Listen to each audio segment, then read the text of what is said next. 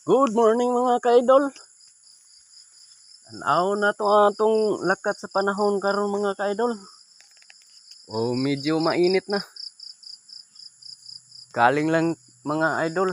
Diri dapit sa amo sa bukid. Wa pay kuryente hantod karon.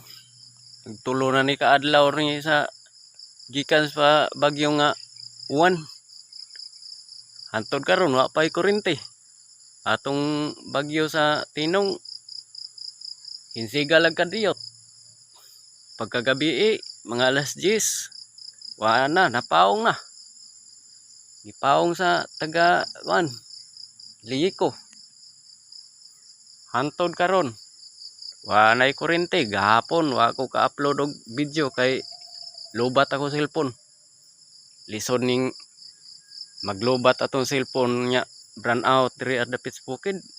Di ta ka-upload og mga video kay saon man ato pag-upload nga lobat man ato cellphone. Unang ambot ka karon adlaw di baka ni pasigaon.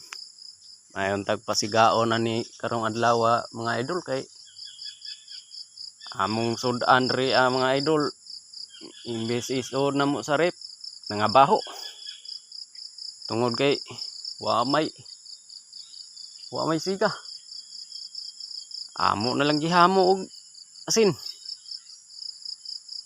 Imbes mo kaon tag mga presko nga sudan.